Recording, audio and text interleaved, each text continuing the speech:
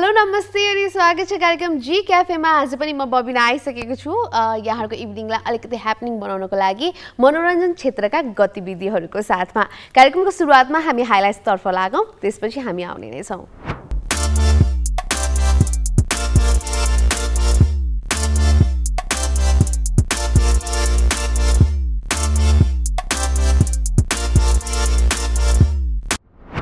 यो हाइलाइट्स पछि फेरि स्वागत छ। कार्यक्रम जी क्याफे हेर्दै हुनुहुन्छ यहाँहरु। अब हामी कुराकानी गरौं मनोरञ्जन क्षेत्रको।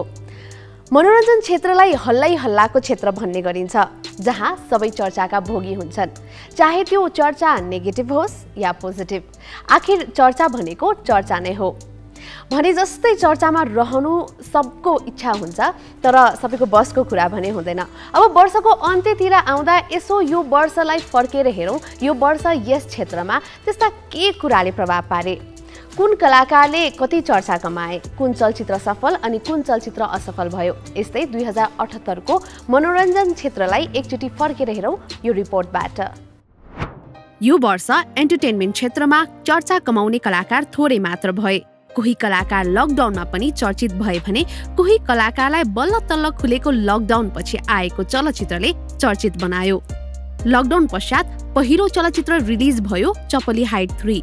2 वर्षदेखि कुरेर रिलिज गरेको चलचित्रले नकारात्मक रूपमा चर्चा कमायो।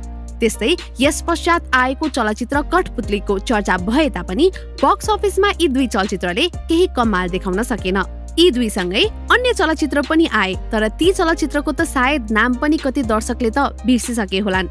2079 मा रिलिज मिति तोकेको चलचित्र कबड्डी कबड्डी 4 को ट्रेलर अनि यसको केसरी बोलको गीतले युट्युबको ट्रेन्डिङमा यो वर्ष राम्रो ठाउँ पाउन सफल भयो। त्यस्तै प्रतीक्षित चलचित्र प्रेम गीतले 81 आएको कोरोनाको कहरको कारणले गर्दा आफ्नो रिलिज डेट सार्यो र अब यो रिलिज हुँदैछ 2079 सालमा।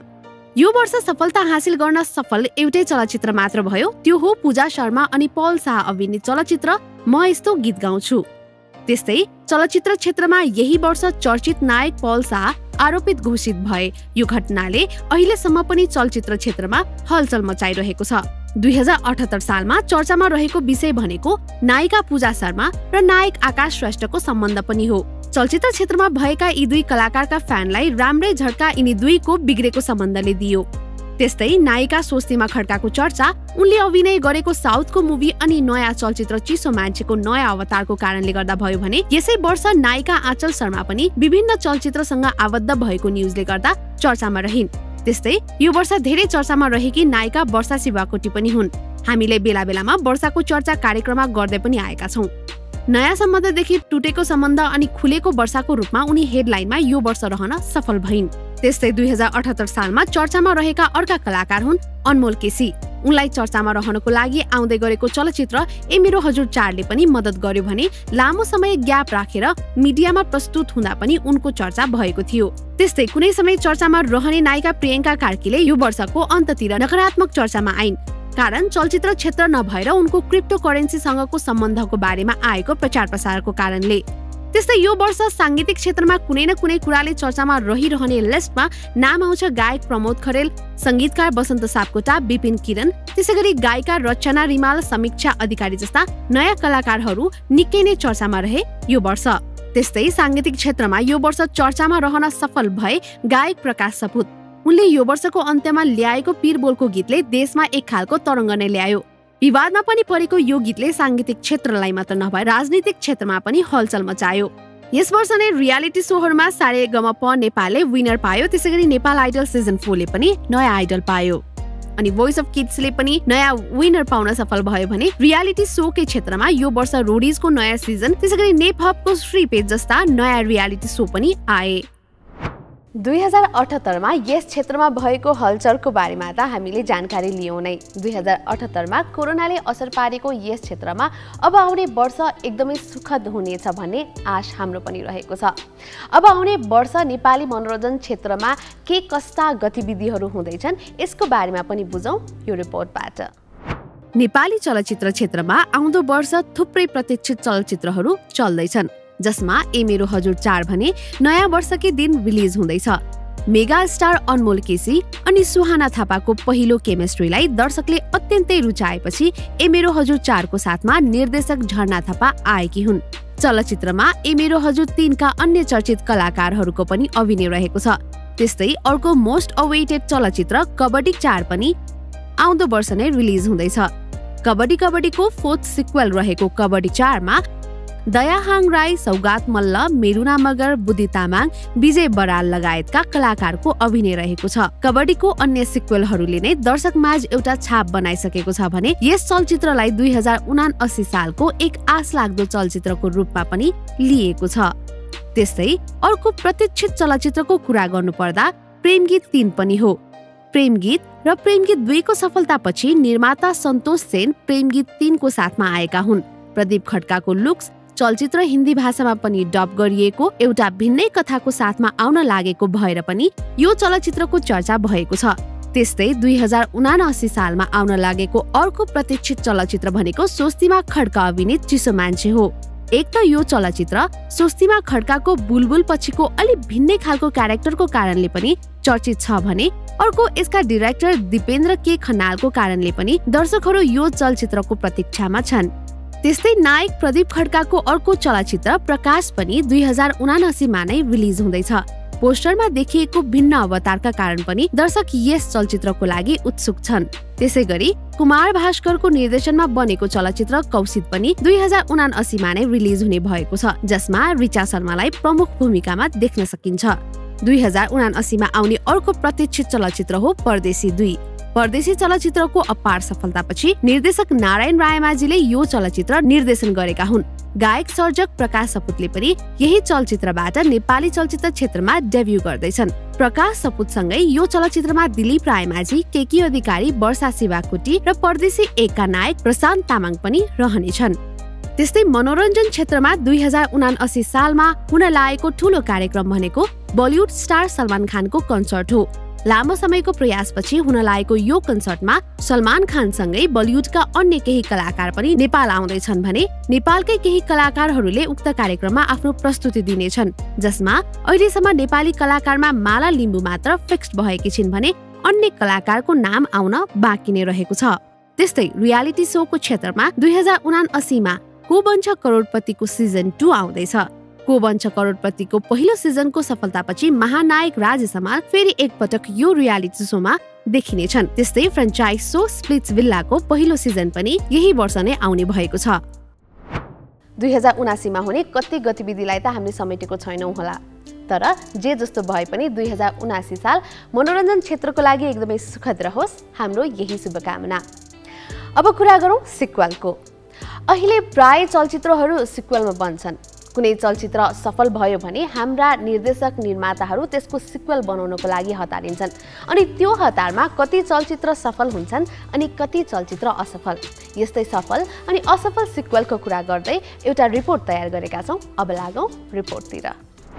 नेपाली दर्शकले एकदमै रुचाएको सिक्वलको कुरा गर्नुपर्दा नाम आउँछ छक्का पञ्जा सिरिजको, जसको अहिलेसम्मको सिक्वललाई दर्शकले एकदमै रुचाउनु भएको छ। दीपक दीपाको ब्यानरमा बनेको यी सिक्वलहरूको अघिल्लो सिक्वलसँग कथा र पात्रहरू नमिले तापनि यसलाई किन सिक्वल भनिएको भन्नुहोला। यसलाई सिक्वल भन्नुको मतलब यस्ता खालका सिक्वलहरूलाई स्पिरिचुअल सिक्वल भनिन्छ, जसको पात्र र कथा एक अर्कासँग नमिले पनि चलचित्रको कथावस्तु, पात्र, घटनाक्रम, स्टोरीको फ्लो, स्थान आदि इत्यादि केही पनि पुरानो चलचित्र अथवा भनौं प्रेरणा लिएको इन्स्पायर भएको चलचित्रसँग मिल्दो जुल्दो चाहिँ छैन, तर भावनात्मक रूपले एउटा चलचित्रसँग अर्को चलचित्रको लय मिलाउन खोजिएको चाहिँ छ। त्यही भएर पनि यस्ता चलचित्रलाई स्पिरिचुअल सक्सेसर भनिन्छ।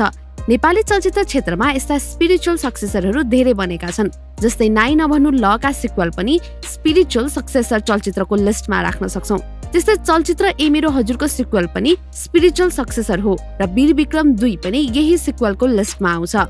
अब कुरा गरौं नाइ नभन्नु ल को। विकास राज आचार्यको ब्यानरमा बनेको नाइ नभन्नु ल को लगभग सबै चलचित्रले सफलता नै हासिल गरेको छ र नाइ नभन्नु ल लाई नेपालको सबैभन्दा बढी सिक्वल भएको चलचित्रको रूपमा पनि लिन सकिन्छ। अहिलेसम्म यसको 5th सिक्वलसम्म आएको छ। त्यसैगरी अर्को सफल सिक्वलमा रहेको छ ए मेरो हजुर। स्वर्गीय नायक श्री कृष्ण श्रेष्ठ र स्वर्गीय निर्देशक शिव रेग्मीको सम्झनामा यस चलचित्रकी नायिका झरना थापाले चलचित्र क्षेत्रमा यसैको सिक्वल बनाएर एज अ डाइरेक्टर डेब्यू गरेकी थिइन्। यसको दुवै सिक्वेलले व्यावसायिक रूपमा सफलता हासिल गर्न सफल भएको थियो। यी त भए स्पिरिचुअल सिक्वेल। अब फेरि सफल सिक्वेलको कुरा गरौँ। सफल सिक्वेलको लिस्टमा पर्ने अर्को चलचित्र हो जात्रा। प्रदीप भट्टराईद्वारा निर्देशित चलचित्र जात्रा अनि जात्रै जात्रा दुवैले थुप्रै दर्शक हलमा तानेका थिए। चलचित्र जात्राको सिक्वेलले जात्रामा रहेको अधुरो कथालाई पूरा गरेको थियो। र यस्तै अर्को सफल सिक्वेल रहेको छ कबड्डी, जसको 3वटै सिक्वेललाई दर्शकले मन पराए र अब आउन लागेको 4th सिक्वेलको पर्खाइमा छन् दर्शकहरू। यी त भए सफल सिक्वेल। सफल मात्र नभएर केही असफल सिक्वेलहरू पनि बनेका छन् नेपाली चलचित्र क्षेत्रमा। यस्ता चलचित्रको कुरा गर्नुपर्दा सुरुमै नाम आउँछ दर्पण छाया 2 को। सुपर डुपर हिट चलचित्र दर्पण छायाको सिक्वेल चलचित्रले चलचित्र क्षेत्रमा कुनै कमाल गर्न सकेन। वरिष्ठ निर्देशक तुलसी घिमिरेको कमब्याक समेत रहेको यस चलचित्रलाई सायदै अहिले कोही दर्शकले याद गर्छन्। अर्को असफल सिक्वेलको कुरा गर्नुपर्दा नाम आउँछ 2009 मा निरक पौडेलद्वारा निर्देशित कुसुमे रुमाल 2। त्यस्तै सफल चलचित्र इक्कुको पार्ट 2 इक्कु 2 ले पनि दर्शकहरूको समय अनि पैसा खर्च गराएको थियो। सायदको सिक्वेल पनि असफल सिक्वेलको लिस्टमा पर्दछ भने अर्को असफल सिक्वेलको कुरा गर्नुपर्दा वीर विक्रम 2। मिलन चाम्सको निर्देशनमा बनेको वीर विक्रमले जुन सफलता हासिल गरेको थियो त्यही लेभलको असफलता यसको सिक्वेल वीर विक्रम 2 ले हासिल गरेको थियो। समग्रमा भन्नुपर्दा राम्रो कथालाई नेपाली दर्शकले रुचाएका नै छन् र भविष्यमा पनि राम्रो चलचित्रलाई रुचाउने छन् भन्ने आशा हाम्रो पनि रहेको छ। सफलता र असफलताले भरिएका यी सिक्वेलहरूको बारेमा त हामीले कुराकानी गरि नै हाल्यौँ र अब आउने थुप्रै चलचित्रहरू जुन सिक्वेलमा बन्दैछन् त्यसले पनि सफलता अवश्य पनि हासिल गर्छ भन्ने हाम्रो आशा रहेको छ। अब कुरा गरौँ हामी फ्राइडे रिलिजको। गएको हप्ता रिलिज भएका चलचित्र मोर्बियस अनि हेलो जिन्दगीको कुरा गर्नुपर्दाखेरि मोर्बियस अझ पनि मल्टिप्लेक्समा लागेको छ भने हेलो जिन्दगीले हलमा सास पनि फेर्न पाएन। चलचित्र लागेको भोलिपल्ट नै यो चलचित्रलाई चाहिँ मल्टिप्लेक्सबाट हटाइयो। मुफसलको हलमा कुनै सो पाए पनि यो चलचित्र वर्षको सुपर डुपर फ्लप हुन सफल भएको छ।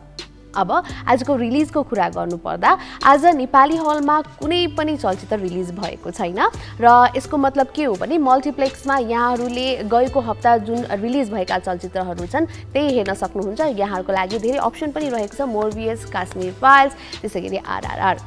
अब यो हप्ता इन्टरटेनमेन्ट क्षेत्रमा के भयो त त्यो जानौँ हाम्रो सेगमेन्ट टप स्टोरिजबाट। निर्देशक दिपेन्द्र खनालले नयाँ चलचित्र निर्देशन गर्ने भएका छन्। चलचित्रको नाम भने रहेको छ के घर के डेरा। कमेडी र सोशल ड्रामाको चलचित्र के घर के डेरामा दयाहाङ राई, रविन्द्र झा, विपिन कार्की र वर्षा राउतको मुख्य भूमिका रहनेछ। चलचित्र पशुपति प्रसादबाट चर्चा कमाएका दिपेन्द्र के खनालको यो चलचित्र वैशाखदेखि फ्लोरमा जानेछ। हालसालै मात्र पोस्टर सार्वजनिक गरिएको षट्कोणको टिजर सार्वजनिक गरिएको छ। साइकोलोजिकल थ्रिलर जेनरमा बनेको चलचित्रमा कर्मा र भोला राज सापकोटाको अभिनय देख्न सकिन्छ। सार्वजनिक टिजरमा कर्मा एक मर्डर मिस्ट्रीको खोजीमा रहेको पत्रकारको भूमिकामा देखिएका छन्। मदन पुरस्कार प्राप्त चर्चित उपन्यास पल्पसा क्याफेमा आधारित नाटक पल्पसा क्याफे वैशाख 9 गतेबाट मञ्चन हुने भएको छ। उपन्यासको नाटकीय रूपान्तर भने लेखक सूरज सुवेदीले गरेका हुन्। त्यसैगरी निर्देशन भने विमल सुवेदीको रहेको छ। यस नाटकमा दिपेश राई, सृष्टि श्रेष्ठ, विमल सुवेदी, संगीता थापा, पूर्णिमा आचार्य, बच्चु हिमांशु, सरगम राई, चक्र पुलामी मगर लगायत अन्य कलाकारको भूमिका रहनेछ। नाटक वैशाख 9 गतेदेखि 25 गतेसम्म मण्डला थिएटरमा मञ्चन हुनेछ। चर्चित हास्य कलाकार शिवहरी पौडेलको डेब्यू निर्देशनमा बनेको चलचित्र लक्का जवानको ट्रेलर सार्वजनिक भएको छ। सार्वजनिक ट्रेलरमा पारिवारिक कथालाई व्यङ्ग्यात्मक रूपमा प्रस्तुत गरिएको देख्न सकिन्छ। कलाकार शिवहरीकै कथा र पटकथा रहेको चलचित्रमा प्रियङ्का कार्की, दिलीप रायमाझी, सलोन बस्नेत, वर्षा शिवाकोटी, किरण केसी, राजाराम पौडेल र शिवहरी पौडेलको मुख्य भूमिका रहेको छ। ह्यारी की प्यारीको प्रदर्शनको पर्खाइमा रहेकी नायिका साम्राज्ञी नयाँ चलचित्रमा अनुबन्धित भएकी छिन्। घनश्याम लामिछानेको निर्देशनमा बन्न लागेको चलचित्र लन्डन टु पेरिसमा नायिका साम्राज्ञी अनुबन्धित भएकी हुन्। निर्देशक राजीव श्रेष्ठको निर्देशन र निर्माणमा नयाँ चलचित्र ग्रहणको घोषणा भएको छ, जसमा नायक विनय श्रेष्ठ र नायिका नम्रता श्रेष्ठको अभिनय रहनेछ। चलचित्र सानो संसार पश्चात यो जोडीले 14 वर्षपछि सँगै स्क्रिन शेयर गर्दैछन्। यो टप स्टोरी सँगै अब भने कार्यक्रम जी क्याफेबाट बिदा माग्ने बेला भइसकेको छ। आगामी हप्ता यानि कि अब त हामी अर्को सालमा प्रवेश गरिसकेका हुन्छौँ र अर्को सालमा प्रवेश गर्दाखेरि चलचित्र क्षेत्रमा के कस्ता कुराहरू हुन्छन् त्यो गतिविधिको साथमा अवश्य पनि हामी आउने नै छौँ। त्यतिन्जेलसम्मको लागि स्टे ह्याप्पी, बाई बाई।